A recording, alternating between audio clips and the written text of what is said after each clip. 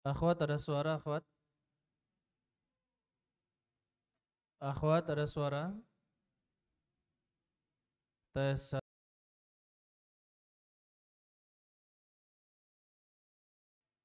akhwat.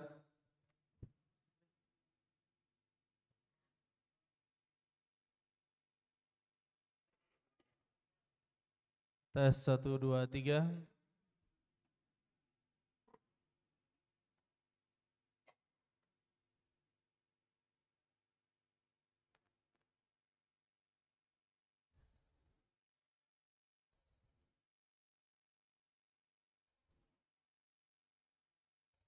Tes 1 2 3.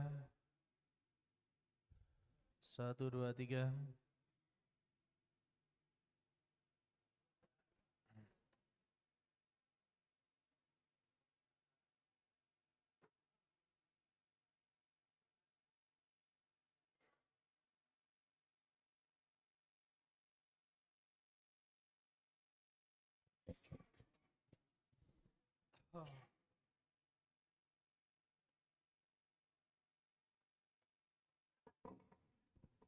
Tes 1 2 3.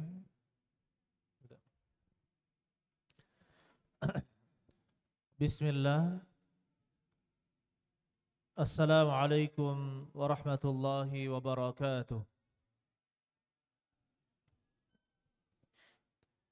Innal hamdalillah nahmaduhu wa nasta'inuhu wa nastaghfiruh wa na'udzu billahi min shururi anfusina wa min sayyiati a'malina.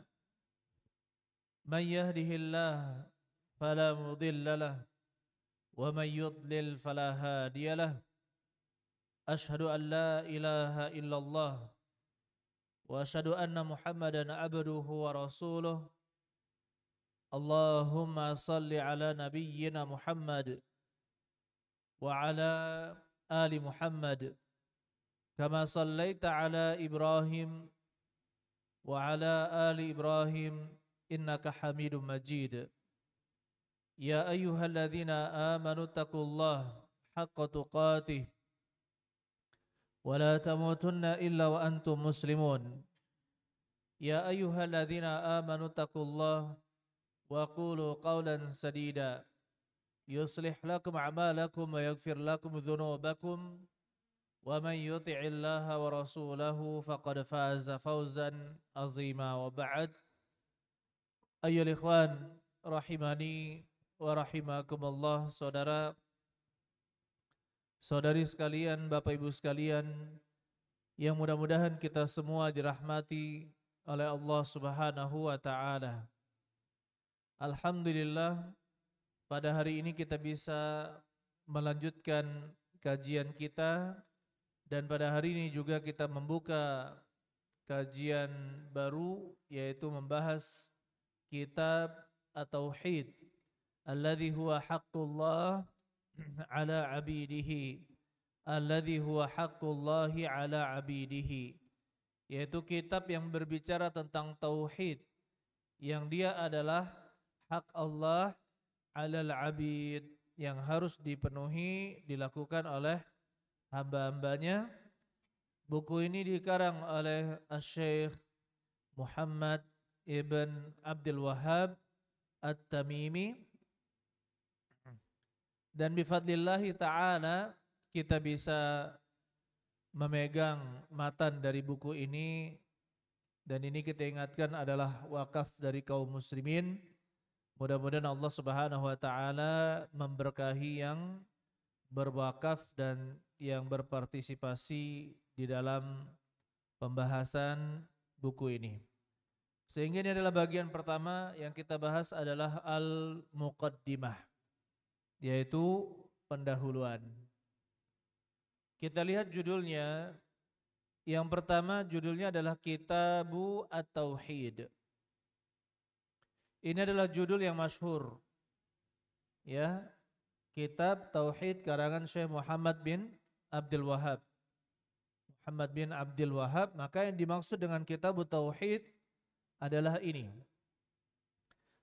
Dan nama panjangnya adalah Kitab Tauhidi alladhi huwa haqqullahi ala al-abidi, yang mana dia adalah hak Allah terhadap yang wajib dilakukan oleh hamba-hambanya. Dan buku ini ayolah ikhwan masyhur di dunia dan banyak dikaji di mana-mana. Banyak dikaji di mana-mana dan diterjemahkan ke dalam berbagai macam bahasa. Dan mengapa kita bahas buku ini ayolah ikhwan? Asy-Syaikh Muhammad bin Abdul Wahhab adalah seorang mujaddid. Mujaddid, pemberbaharu Islam atau yang mengembalikan kemurnian Islam. Al-Mujaddid sering diterjemahkan dengan pemberbaharu Islam. Tetapi sebenarnya bukan membuat agama yang baru atau aliran yang baru, tidak. Maksud pemberbaharu di situ adalah yang kembali memurnikan Islam seperti sedia kala. Karena Rasulullah Shallallahu Alaihi Wasallam katakan, Innallaha yab'atsu lihadhil ummah, sesungguhnya Allah mengutus untuk umat ini ala ra'si kulli mi'ati sanatin, di setiap pangkal 100 tahun, man yujaddidu laha dinaha, orang yang kembali memperbaharui untuk umat agama mereka. Oleh karena itu ya ikhwan,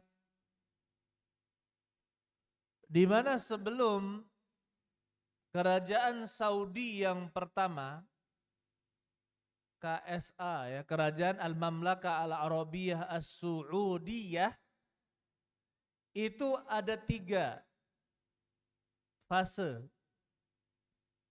Jadi fase yang pertama, kemudian fase yang kedua, fase yang ketiga. Nah sekarang yang ketiga. Jadi ketika itu berdirinya Al-Mamlakah Al-Arabiyah As-Su'udiyah, Kerajaan Arab Saudi yang pertama, itu adalah juhud atau usaha yang besar di dalam bidang agamanya oleh Syekh Muhammad bin Abdul Wahhab At-Tamimi ini, dan di bidang kenegaraannya Muhammad bin Saud, yaitu raja yang pertama, Muhammad bin Saud. Kemudian direbut lagi yang kedua, kemudian direbut lagi yang ketiga. Nah, sekarang ini yang ketiga. Dan bertahan sampai sekarang. Dulunya yang namanya Ka'bah itu imamnya setiap madhab memiliki imam sendiri, makmum sendiri. Madhab Imam Malik, imamnya Imam Malik, makmumnya Malikiyun. Madhab Imam Syafi'i, imamnya Syafi'i, makmumnya Syafi'iyun. Begitu 5 kali sholat secara bergantian, tidak mau bergabung dengan satu imam. Taib, taruhlah ini perselisihan masalah fikih. Sebelum itu yang lebih parah, sebelum berdirinya Mamlakah Al-Arabiyah Saudiyah Al-Ula yang pertama, kesyirikan menyebar di mana-mana. Nanti akan kita bahas insyaallah. Oleh karena itu, tokoh Syekh Muhammad ibn Abdul Wahhab ini menjadi sejarah penting ya, tokoh dalam sejarah yang sangat penting yang memberikan pengaruh besar terhadap Islam dan kaum muslimin bifadlillahi ta'ala. Kita bahas ayyuhal ikhwan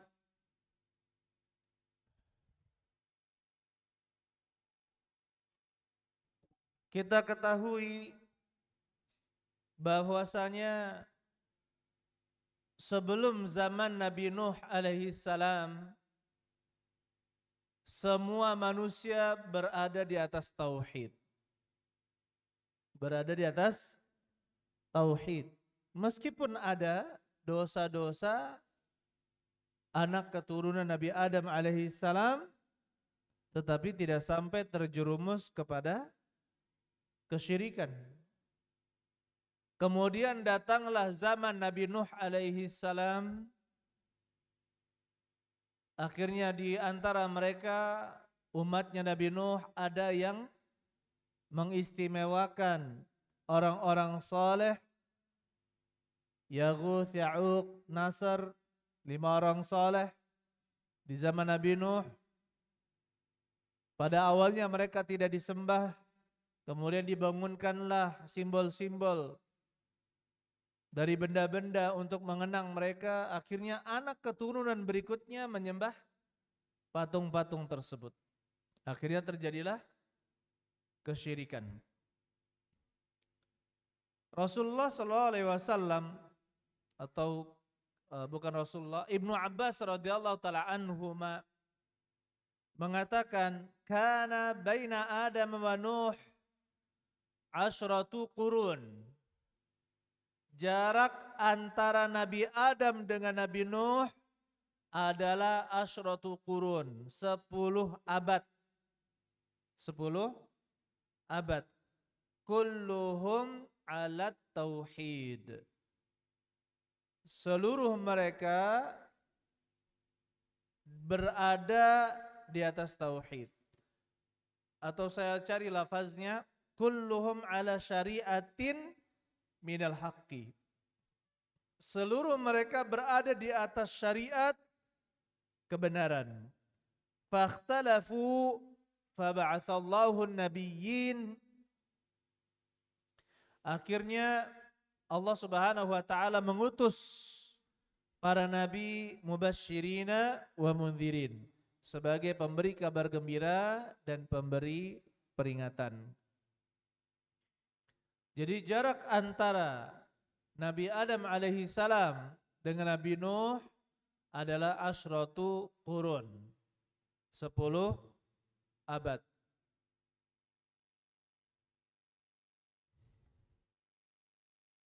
Begitu pula yang disebutkan oleh Abu Umamah Al-Bahili radhiyallahu anhu, kana Adam nabiyan mukallama. Nabi Adam itu adalah nabi yang diajak bicara oleh Allah Subhanahu wa taala. Kana bainahu wa baina Nuh asyratu qurun. Jarak antara beliau dengan Nabi Nuh adalah 10 abad, 10 qarn. Wa kanatir rusul 300 wa 15. Dan jumlah rasul itu adalah 315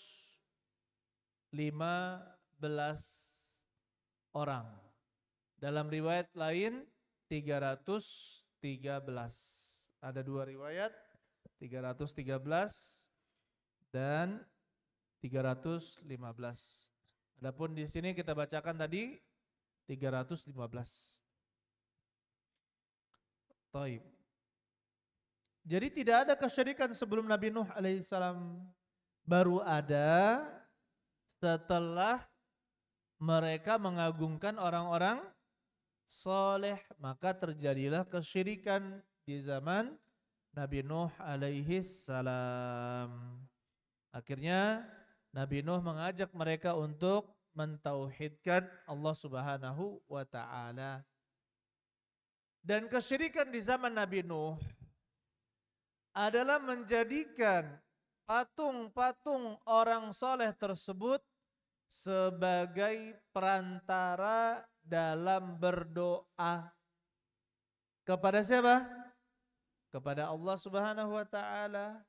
Jadi mereka meminta kepada patung-patung ini sebagai simbol orang-orang saleh untuk berdoa, menyampaikan kepada siapa? kepada Allah Subhanahu wa taala. Taib. Jadi terjadilah kesyirikan. Begitu pula di zaman Nabi Musa alaihi salam, terjadinya kesyirikan di zaman Nabi Musa ketika mereka menjadikan al-ijal. Apa al-ijal? Sapi kecil, patung sapi kecil sebagai sembahan. Ya. Siapa yang membuat patung tersebut?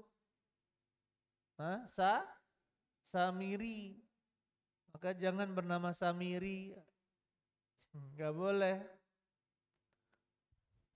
Atau mengejek, Samiri, kamu Samiri, enggak boleh. Jadikan bahan ejekan. Kemudian di zaman Nabi Musa alaihissalam, kapan terjadi kesyirikan? Nabi Isa disembah dan juga Bunda Maria atau Ruhul Kudus yang ketiga.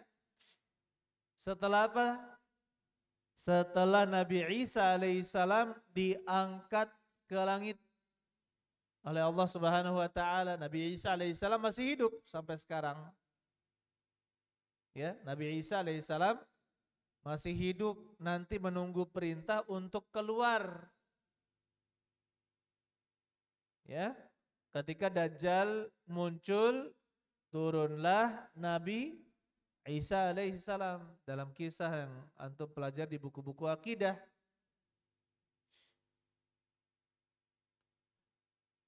Setelah Nabi Isa alaihissalam diangkat, maka ada yang namanya Bulus atau Paulus.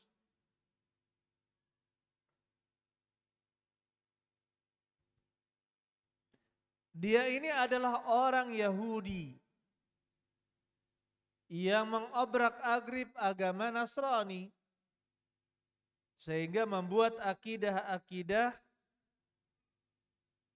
yang bertentangan dengan akidah yang diajarkan oleh Nabi Isa alaihis salam. Adapun di anak keturunan Ismail, kesyirikan itu terjadi diawali dari Amr bin Luhai al-Khuzai. Amr bin Luhai al-Khuzai. Dia melakukan kesyirikan. Kemudian adapun kaum muslimin di zamannya Nabi Muhammad SAW paling banyak menyebar kesyirikan itu ketika di zaman Syiah Al-Fatimiyin. Syiah Fatimiyin, di sana mereka banyak yang meminta-minta kepada kuburan, mengagungkan kuburan orang-orang saleh,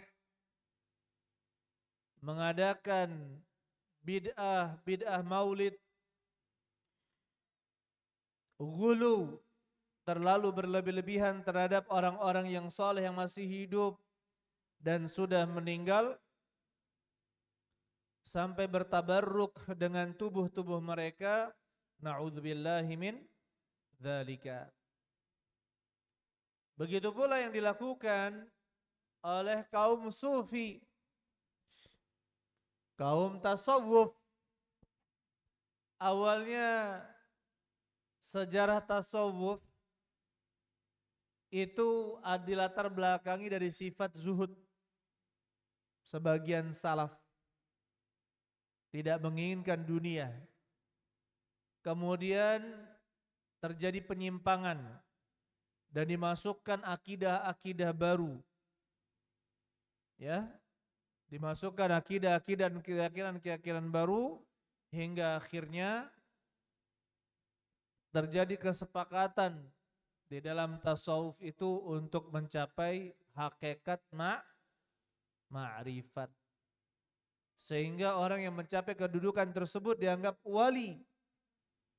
Ya, kalau sudah jadi wali, maka mendapatkan pengagungan. Subhanallah. Taib.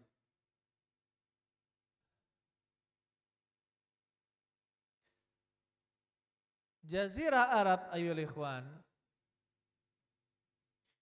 itu terpecah-pecah kepemimpinannya. Dan dari zaman dahulu orang-orang Eropa, Amerika tidak tertarik untuk menjajah negeri Arab. Karena di sana hanya padang gurun, tidak menghasilkan apa-apa. Taib. Tetapi perselisihan di antara mereka itu sangat besar sekali.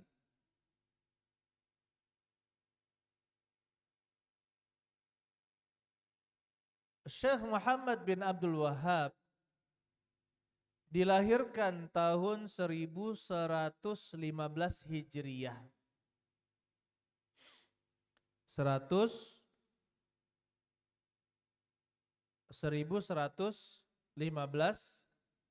Hijriyah di Uyainah, Al-Uyainah.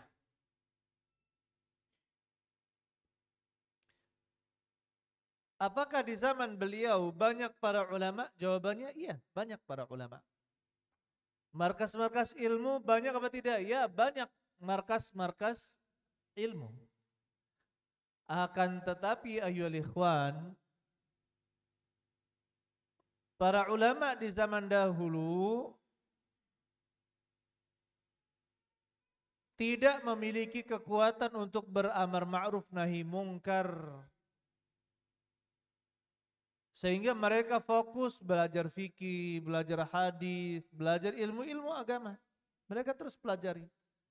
Akan tetapi kenyataannya sebelum berdiri Al-Mamlakah Al-Arabiyah As-Saudiyah Al-Ula, kerajaan Saudi Arabia yang pertama, saya bacakan perkataan Ibnu Bishr, wa kana syirku idza qad fasha fi Najd wa ghairiha. Dulu kesyirikan itu telah fasha, menyebar, fi Najd wa ghairiha, di negeri Najd dan selainnya. Najd itu di mana? Nah, kalau Najd itu sebut saja Riyadh dan sekitarnya. Kota Riyadh dan sekitarnya itu Najd. Kalau Hijaz, apa Hijaz? Mekah, Madinah, Taif, itu Hijaz. Nah, Najd itu Riyadh dan sekitarnya.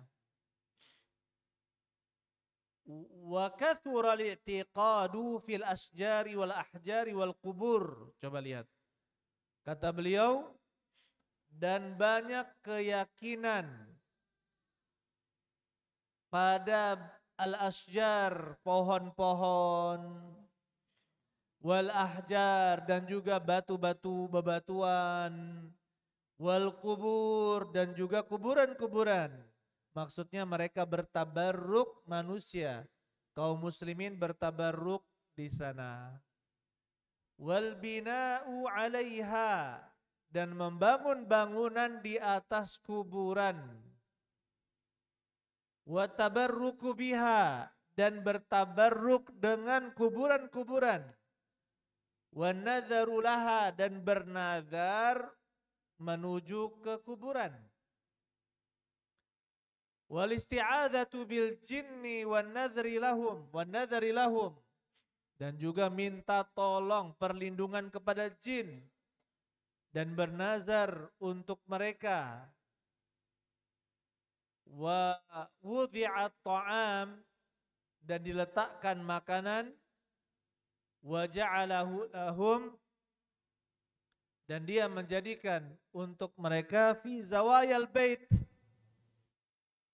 di pojok rumah, pojok-pojok rumah, zawayal buyut, li syifai mardahum wa naf'ihim, untuk mengharapkan kesembuhan orang-orang sakit mereka dan memberikan manfaat.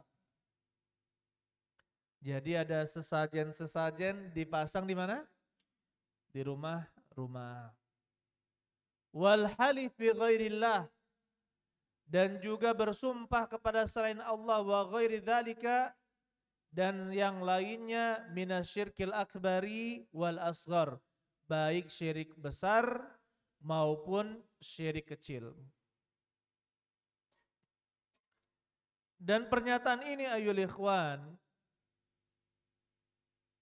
diiyakan juga keadaan tersebut oleh Al-Imam As-San'ani, karena beliau sezaman dengan Syekh Muhammad bin Abdul Wahhab, meninggalnya 1182 tahun 1182 Hijriah, yaitu Al-Imam Muhammad bin Ismail As-San'ani menyebutkan itu juga di dalam kitabnya Tathhir Al-I'tiqad,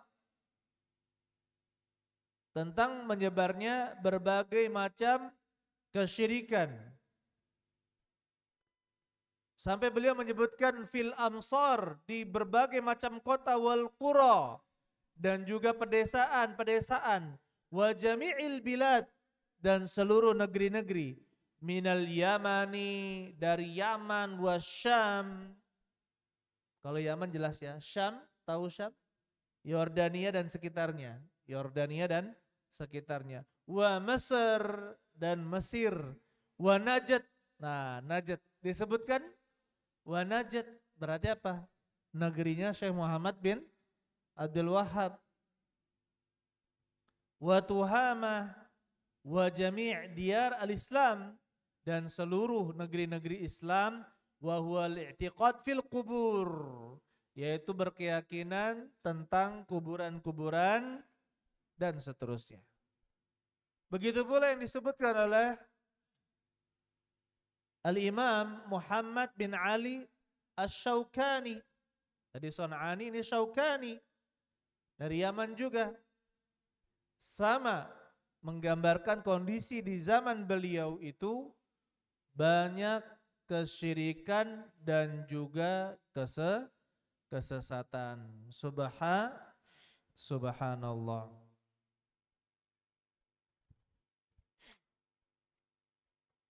Oleh karena itu ya ikhwan, kita harus bersyukur dengan adanya dakwah dari Syekh Muhammad ibn Abdul Wahhab dan juga anak keturunan beliau, keluarga-keluarga beliau, begitu pula murid-murid beliau dan penerus ilmu beliau, maka kita harus bersyukur sehingga dakwah tauhid ini menyebar ke seluruh dunia bifadlillahi ta'ala, dan diserukan apa? Agar kembali kepada apa? Kembali kepada Islam yang murni, kembali kepada Nabi, kepada Al-Quran dan Sunnah, kembali kepada Al-Quran dan As-Sunnah. Taib. Dan kita meyakini ayol ikhwan, jika keadaan umat itu begitu rusak, maka tidak akan mungkin bisa diperbaiki kecuali dengan mencontoh Rasulullah Shallallahu Alaihi Wasallam dan para sahabatnya memperbaiki umat ini. Ya, kita harus mencontoh Nabi Shallallahu Alaihi Wasallam dan umatnya. Oleh karena itu Imam Malik mengatakan, la yasluhu akhiru hadhil ummah illa ma aslaha awwalaha. La yasluh, atau Anda bisa baca la yuslih. La yasluhu akhiru hadhil ummah. Tidak akan baik akhir umat ini illa ma aslaha awwalaha, kecuali dengan apa-apa yang memperbaiki generasi awalnya. Kenapa? Karena sebelum Nabi Shallallahu Alaihi Wasallam diutus, zaman itu adalah zaman jahiliyah. Sangat banyak kesyirikan, sangat banyak kemaksiatan, sangat banyak keburukan-keburukan. Subhanallah. Maka kalau ingin mengubah umat, ikuti cara Nabi Shallallahu Alaihi Wasallam dan para sahabatnya memperbaiki umat ini sampai Islam menguasai sepertiga dunia pada saat itu. Ya, sepertiga dunia. Oleh karena itu, ayyuhal ikhwan rahimani wa rahimakumullah, melihat nanti kita akan bahas ketika membahas ini berbagai macam penyimpangan dan contoh penyimpangan yang ada di masyarakat kita, insya Allah. Kemudian kita akan bahas sedikit sebagai pembelajaran bagaimana dulu negeri Arab atau kerajaan Saudi Arabia sebelumnya itu, bagaimana keadaan mereka dan bagaimana setelahnya sampai bisa diterapkan hukum Islam di sana diterapkan.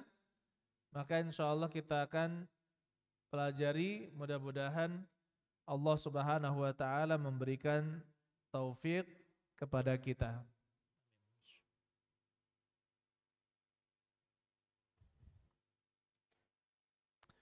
Adapun Syekh Muhammad ibn Abdul Wahhab,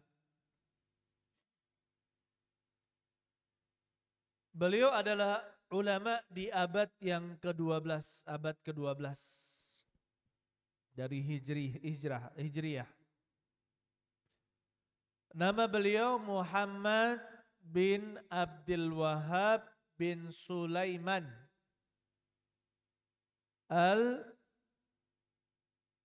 Al-Musharrafi At-Tamimi. Al-Musharrafi At-Tamimi An-Najdi, ya, nisbah kepada Najd. Dan beliau rahimahullah ta'ala lahir dari keluarga ulama.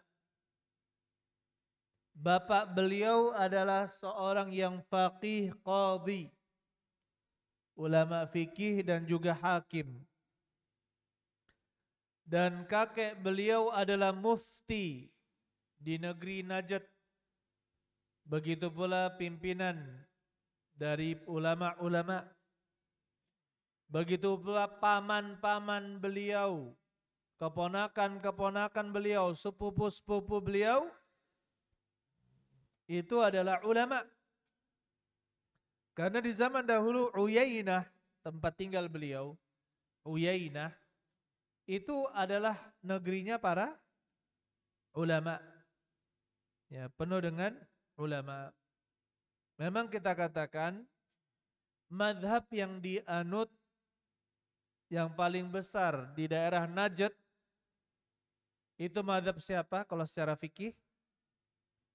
Mazhab Hambali. Mazhab Hambali. Itu mazhabnya Imam Ahmad bin Hambal. Yang bermazhab Syafi'i itu yang tinggal di perbatasan Yaman. Kalau di negeri Arab itu, di Arab Saudi ya, ada juga yang bermazhab Syafi'i. Yang dekat dengan perbatasan Yaman itu banyak yang bermazhab Syafi'i. Banyak yang bermazhab Syafi'i sampai sekarang. Tapi secara umum Syekh Muhammad bin Abdul Wahhab itu bermazhab Hambali. Bermazhab apa? Hambali.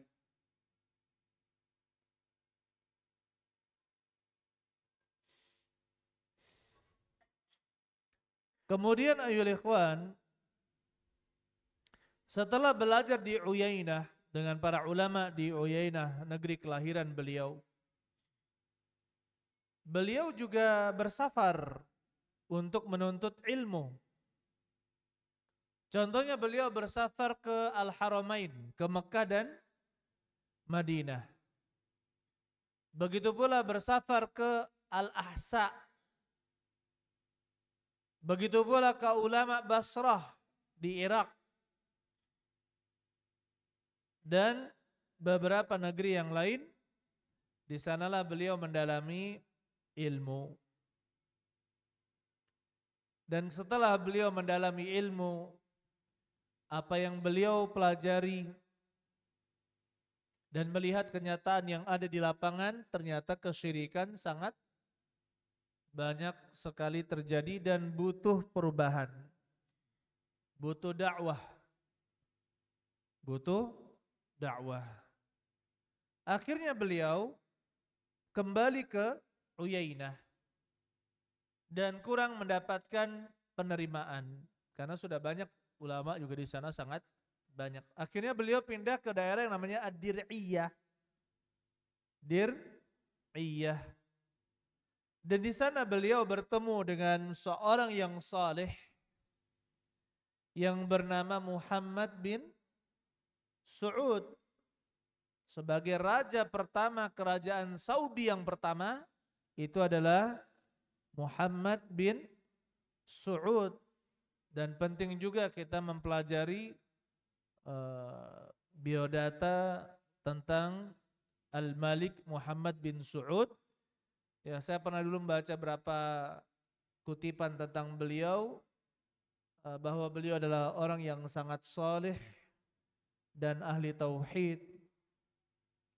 Dan ya di antara yang saya dapatkan kisahnya, di saat pasukan-pasukannya lelah di waktu malam, beliau sholat tahajud.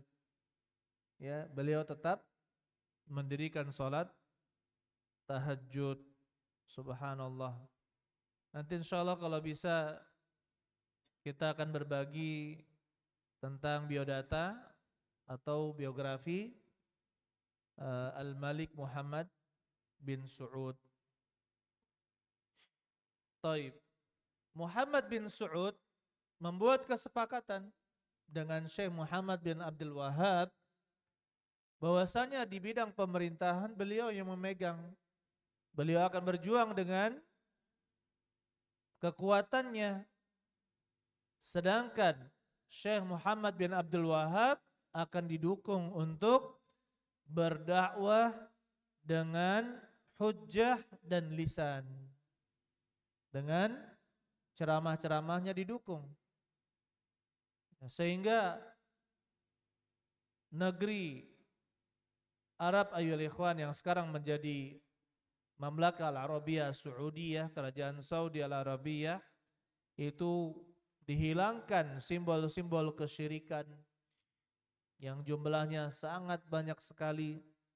Tabarruk kepada benda-benda, mengambil keberkahan dari kuburan-kuburan, itu sangat banyak sekali contohnya.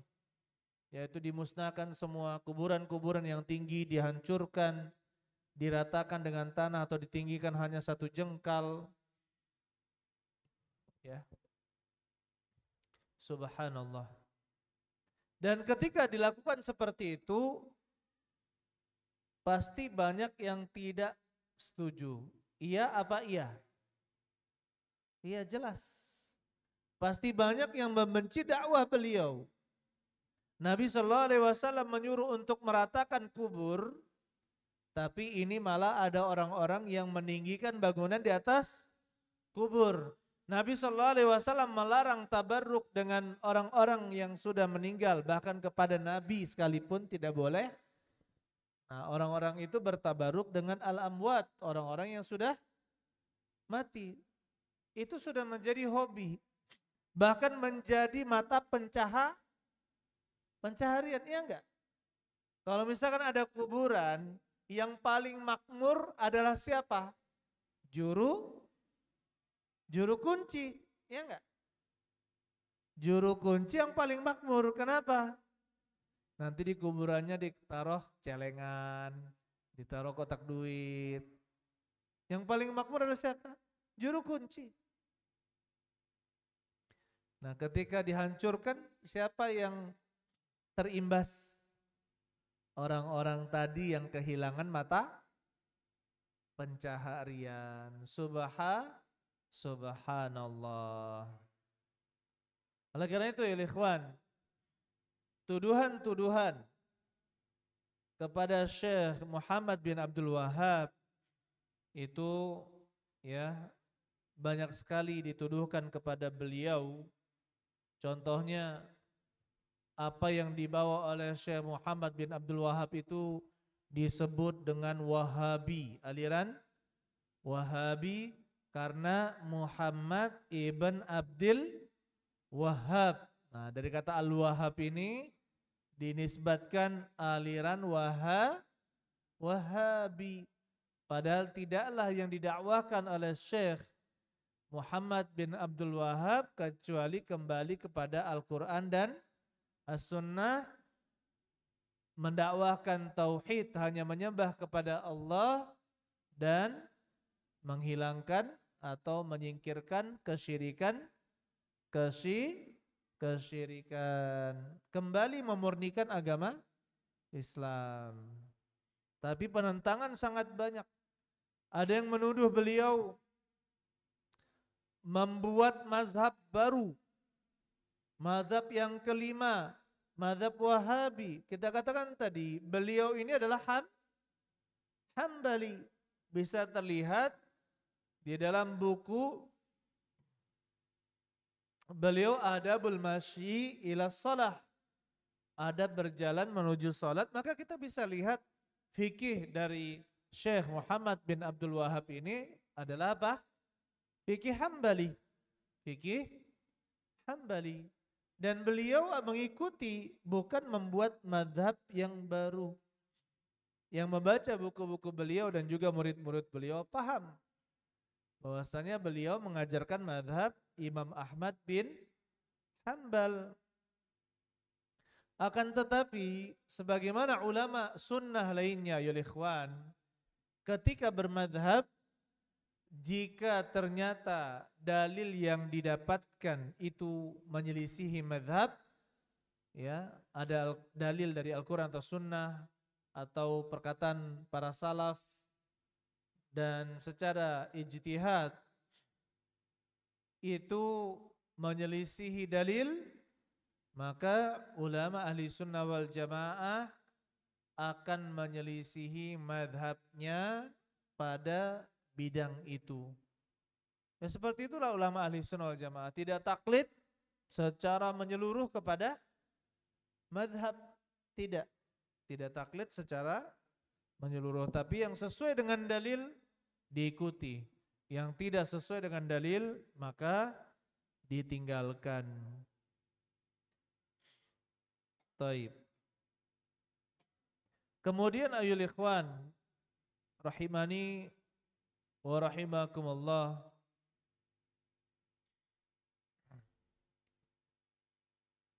kita katakan memang Syekh Muhammad bin Abdul Wahhab sangat terpengaruh dengan tulisan-tulisan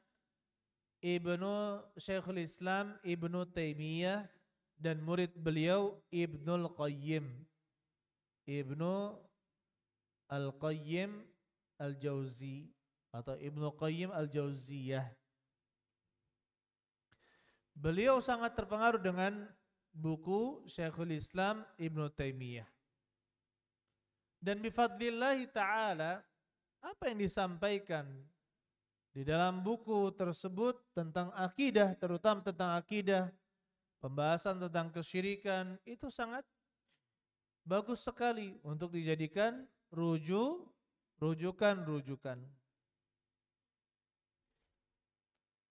Dan subhanallah ayyuhal ikhwan, setelah berdiri kerajaan Saudi Arabia yang pertama, maka keagamaannya itu dipegang oleh Syekh Muhammad bin Abdul Wahhab.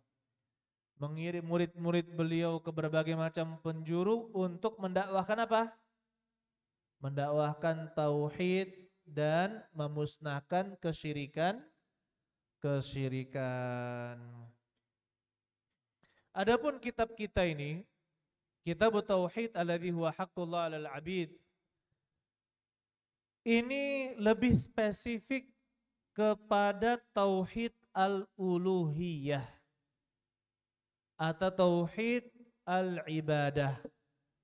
Pembahasan kitab tauhid, ini matanya, ya, banyak sekali bentuk matanya, dan kita sengaja pilih buku ini agak murah harganya, gitu ya, biar bisa semuanya mendapatkan. Taib.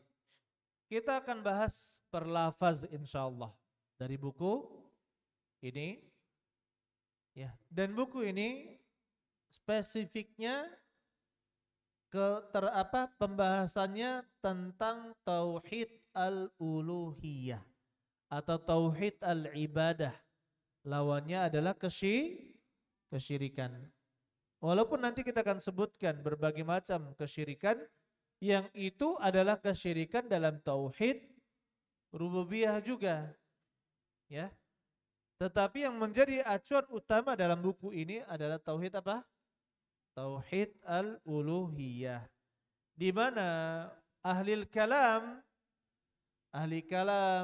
orang-orang ahli kalam lebih sibuk untuk membuktikan Rabb kita adalah Allah, Allah itu ada, tapi mereka tidak membahas tentang tauhid al-uluhiyah. Maka Syekh Muhammad bin Abdul Wahab paham bahwasanya kesesatan yang ada di muka bumi ini harus diluruskan sebagaimana para nabi meluruskan umatnya yang tersesat, yang terjatuh kepada kesyirikan, agar mereka hanya bertauhid kepada Allah Subhanahu wa ta'ala.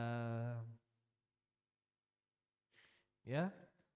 Oleh karena itu ya ikhwan rahimani wa rahimakumullah, kita bahas insyaallah kata per kata, dan bagi warga yang belum mendapatkan nanti silahkan ya bisa menghubungi Ustadz Sahal atau Ustadz Hatta. Taib. Adapun syarah atau penjelasan dari buku ini sangat banyak sekali. Penjelasan dari buku ini. Sewaktu saya di Jamiah Al-Islamiyah, Syekh kita memakai dua buku. Yang pertama adalah Taisir Al-Aziz Al-Hamid. Taisir Al-Aziz Al-Hamid yang dikarang oleh Syekh Sulaiman ibn Abdullah. Sulaiman bin Abdullah, beliau adalah cucu dari Syekh Muhammad bin Abdul Wahab. Kemudian cucu beliau juga yang bernama Abdurrahman bin Hasan menulis syarah yang berjudul Fathul Majid. Fathul Majid. Ya, syarah kitab tauhid. Nah, dua buku inilah buku yang sangat masyhur untuk dibahas oleh tullab al-ilm. Akan tetapi ternyata itu tidak cocok untuk yang baru belajar ilmu. Ya. Sampai pernah saya dulu waktu saya mahasiswa, ada ikhwan lah, belum bisa bahasa Arab juga. Cuma sudah berapa tahun beliau sudah ngaji. Saya bilang Fathul Majid itu berat kalau dibahas untuk di kajian. Loh, berat di mana katanya? Ketawa aja saya. Berat di mana katanya? Dia sudah punya buku Fathul Majid. Ya itu kan terjemahan, gitu kan. Saya kata itu berat bukunya kalau dibahas. Lah, beratnya di mana katanya? Nah, itulah beda penuntut ilmu dengan bukan penuntut ilmu. Maka ada yang lebih mudah, ya, buku-buku yang lebih mudah untuk dibahas seperti kitab Syekh Muhammad bin Shalih Al-Utsaimin yang berjudul Al-Qaulul Mufid. Ya, begitu pula At-Tamhid karangan Syekh Saleh Al-Syekh. Begitu pula I'anatul Mustafid karangan Syekh Saleh bin Fauzan, dan ini yang saya akan pakai sebagai pendamping kajian kita, I'anatul Mustafid, buku I'anatul Mustafid, dan banyak sekali buku yang lain yang mensyarah baik syarah panjang maupun syarah yang ringkas, ya. Secara umum ayolah ikhwan, kita juga tidak boleh taklid kepada Syekh Muhammad bin Abdul Wahab. Beliau kita hargai sebagai ulama yang besar, ulama yang sangat tinggi keilmuan beliau, tapi bukan berarti kita harus mengikuti beliau di setiap perkataan beliau. Di dalam buku beliau ini, beliau cantumkan hadis-hadis yang lemah juga. Ya, maka kita akan jelaskan bahwa hadis ini lemah. Seharusnya lebih baik mencantumkan hadis yang lain, hadis yang seperti ini. Insya Allah kita akan sebutkan, ya kan? Kemudian juga di dalam permasalahan-permasalahan yang lain, bukan berarti beliau 100% benar, tidak. Tidak ada yang maksum setelah Nabi SAW wafat, itu tidak ada yang maksum. Tidak ada yang maksum dari kalangan umat ini. Ya kullun yukhadhu qawluhu wa yurad. Setiap orang itu diambil perkataannya, bisa diambil perkataannya dan bisa juga ditolak. Illa sahibu hadil qabr, kecuali penghuni kuburan ini, kata Imam Malik. Ya, kecuali Nabi SAW, maka tidak bisa ditolak. Semua perkataannya harus diterima. Baik, oleh karena itu ada perkataan yang sangat bagus kalau antum cari mungkin di internet tentang perkataan Syekh Al-Albani tentang Syekh Muhammad bin Abdul Wahab. Di sana ada madah dan ada dzam, ada naqad juga, ya, ada pujian dan juga ada celaan, ya, celaan yang keilmuan, secara keilmuan, ya. Oleh karena itu ketika kita membahas ulama, maka kita katakan tidak ada ulama yang maksum, ya, tidak ada ulama yang maksum. Tetapi kita katakan ya ikhwan, buku ini adalah buku yang sangat bersejarah.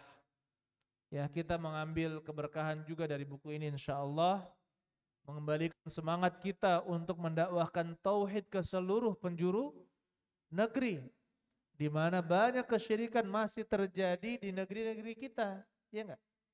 Masih banyak tidak kesyirikan? Masih sangat banyak. Saya aja bertanya kepada salah satu santri yang sudah keluar, berapa dukun di daerah antum? Berapa ya? 30 katanya. Astagfirullah. 30. Banyak sekali, saya bilang. Iya banyak. Tapi saya tanya adiknya, berapa dukun daerah antum? 2 atau 3 katanya. 2 atau 3. Oh berarti apa? Sakofah, wawasan adiknya kurang jauh dari kakaknya. Kalau kakaknya sampai 30, adiknya cuma dapat 2 atau 3 dukun. Subhanallah. Ada lagi, tadi saya baru bertanya di akhwat juga. Ada gak yang kalau mau masuk kebun atau masuk hutan, permisi pamit dulu kepada yang kepada jin gitu ya? Ada katanya. Jadi masih banyak yang melakukan kesyirikan. Subhanallah. Insyaallah kita pelan-pelan membahas ini insyaallah ya. Kemudian kepada tim media kita lengkapkan rekamannya insyaallah sampai kita khatamkan buku ini bifadlillah ta'ala insyaallah. Tabarakallah.